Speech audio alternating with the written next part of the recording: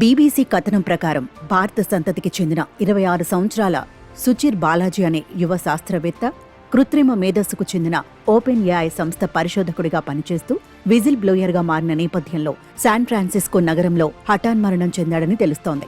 Open AI కృత్రిమ మేధస్సు సంస్థ అనుసరిస్తున్న ఆక్షేపణీయ విధానాలను ఆయన బహిరంగంగా విమర్శించటమే బహుశా ఆయన బలవన్మరణానికి దారితీసి ఉండవచ్చని మీడియా వర్గాల అభిప్రాయం. కొన్నాళ్ల క్రితం సుచిర్తో న్యూయార్క్ టైమ్స్ జరిపిన ఇంటర్వ్యూలో కృత్రిమ మేధస్సుకు సంబంధించి ఆయన తన అభిప్రాయాలను నిక్కచ్చిగా వెల్లడించారు.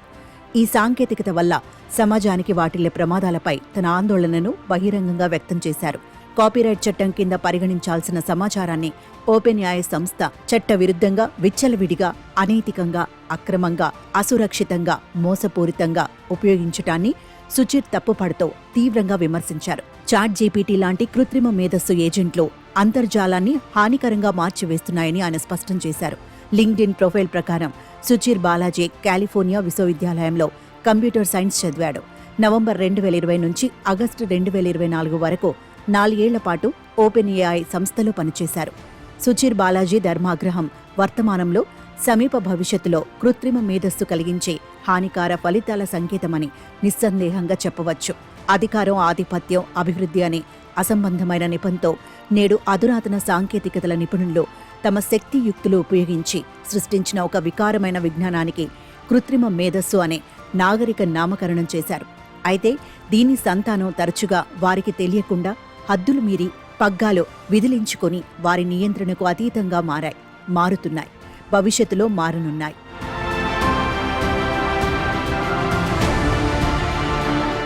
అశోకుడు కళింగ యుద్ధం బీభత్సాన్ని చూసి శాంతి మార్గం అనుసరించాడు, బౌద్ధ మతాన్ని స్వీకరించాడు. రాబర్ట్ ఓపెన్ హైమర్ అణుబాంబు అనివార్య దుష్ఫలితాలను సహించలేకపోయాడు. కృత్రిమ మేధ సృష్టికర్తలలో ఒకరైన జెఫ్రీ ఎవరెస్ట్ హింటన్ ఆ వినూత్న సాంకేతికత, అనియంత్రిత ఆవిష్కరణల ప్రమాదాలపై ప్రపంచాన్ని గట్టిగా హెచ్చరిస్తున్నారు. బహుశా సుచిర్ బాలాజీ కూడా అదే ప్రయత్నం చేసి మృత్యుబారిన పడ్డాడేమో. కృత్రిమ మేధస్సు రంగంలో అగ్రగామి శాస్త్రవేత్తలు Geoffrey Hinton, Demis Hassabis, John M Jumper, John Hopfield 2024 సంవత్సరానికి గాను నోబెల్ బహుమతులు పొందిన వారిలో ఉన్నారు. హింటన్, హాప్ఫీల్డ్లో తమ కృషి ద్వారా గణిత, భౌతిక శాస్త్రాల మధ్య ఒక వంతెనగా కృత్రిమ మేధస్సును సృష్టించారు. దీనివల్ల తాత్విక అన్వేషణకు, వ్యావహారిక ప్రయోగాలకు కావలసిన ఉపకరణాల రూపకల్పన జరిగింది. అలాగే Demis Hassabis, John Jumper AlphaFold అనే ఏఐ వ్యవస్థ రూపకల్పన చేసి అభివృద్ధి పరిచారు. ఇది ప్రోటీన్ నిర్మాణాలను విశ్లేషించడంలో గణనీయమైన రీతిలో విప్లవాత్మక మార్పులు తీసుకువచ్చింది. అమైనో ఆమ్ల క్రమాల ఆధారంగా ప్రోటీన్లో పరమాణు నిర్మాణాన్ని కనుగొనే ప్రక్రియను వేగవంతం చేసింది. ఇది జీవ వైద్య శాస్త్ర రంగాల్లో విప్లవాత్మక ఫలితాలను చూపింది. ముఖ్యంగా ఔషధాల అభివృద్ధి వేగవంతం చేయడం, రోగాలను అణుస్థాయిలో అర్థం చేసుకోవడం, యాంటీబయాటిక్ నిరోధకత వంటి సవాళ్లను ఎదుర్కోవడంలో సహాయపడింది. ఏఐ డీప్ లెర్నింగ్ గాడ్ ఫాదర్గా పిలువబడే జెఫ్రీ ఎవరెస్ట్ హింటన్, జాన్ హోప్ఫీల్డ్తో కలిసి న్యూరల్ నెట్వర్క్స్ను రూపొందించారు. ఇది బ్యాక్ ప్రొపగేషన్ ఆల్గరిథం అనే విశిష్ట ప్రక్రియ ద్వారా తప్పుల నుండి నేర్చుకోవడం సాధ్యమైంది. దీని ద్వారా ఆధునిక డీప్ లెర్నింగ్కి బలమైన పునాది ఏర్పడింది. ఈ ఆవిష్కరణల కంప్యూటర్ విజన్ నుండి భాషా ప్రక్రియల వరకు వివిధ ఏఐ అనువర్తనాల్లో ప్రధాన పాత్ర పోషించింది. ఇంగ్లాండ్లో జన్మించిన హింటన్ ఎడింబరో విశ్వవిద్యాలయానికి సమర్పించిన PhD సిద్ధాంత వ్యాసంలో న్యూరల్ నెట్వర్క్లో error correcting codes, distributed representations పై దృష్టి పెట్టారు. ఆయన ఆధారభూత పనితనం కృత్రిమ మేధస్సు దిశను పూర్తిగా మార్చివేసింది. నోబెల్ బహుమతి అందుకున్నప్పటికీ హింటన్ నిరంతరం ఏఐతో సంభావ్య భావి ప్రమాదాల గురించి హెచ్చరిస్తూ వస్తున్నారు.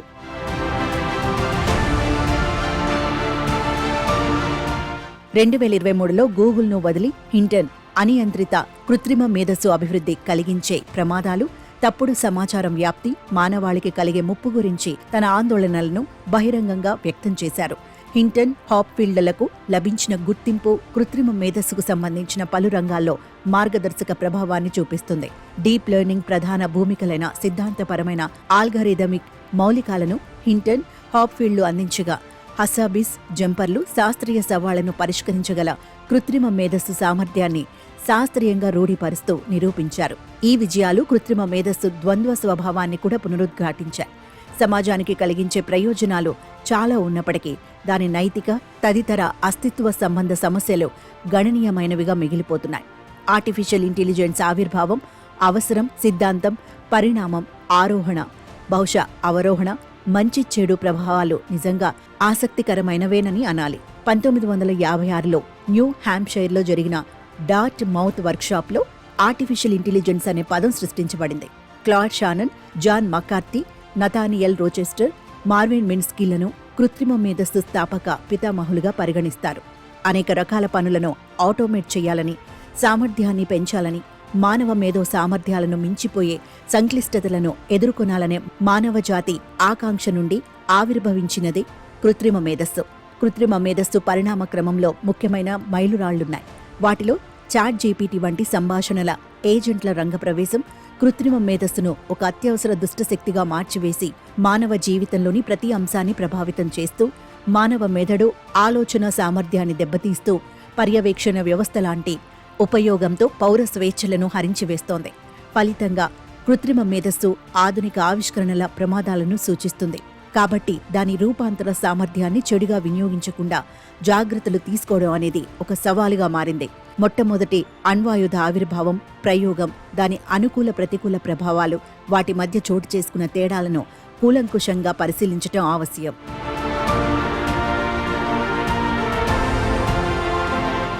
రెండవ ప్రపంచ యుద్ధం సమయంలో అప్పటి అమెరికా ప్రభుత్వం గోప్యంగా చేపట్టిన మాన్హట్టన్ ప్రాజెక్టులో భాగంగా ప్రపంచంలో మొదటిసారిగా అణ్వాయుధ పరీక్ష జూలై 16, 1945న ది గ్యాడ్జెట్ పేరిట జరిగింది. ఈ పరికరాన్ని న్యూ మెక్సికోలోని లాస్ ఆల్మోస్లో విజయవంతంగా పరీక్షించారు. అమెరికా బాంబర్ ఎన్లోగే వాయునౌక ద్వారా పేల్చబడిన అణ్వాయుధాలు కనీవిని ఎరుగని అపార విధ్వంసాన్ని కలిగించాయి. ఈ విధ్వంసాన్ని చూసిన అణ్వాయుధ అటామిక్ బాంబు పితగా పిలువబడే రాబర్ట్ ఓపెన్ హైమర్ తన ప్రగాఢ పశ్చాత్తాపాన్ని వ్యక్తం చేశారు. భగవద్గీతలోని మాటలను ఆయన పదే పదే ఉటంకిస్తూ, ఇప్పుడు నేనే మరణాన్ని, ప్రపంచాలను నాశనం చేసేవాడినయ్యాను అని ఆవేదనాభరితంగా తన మనస్తాపాన్ని వ్యక్తపరిచాడు.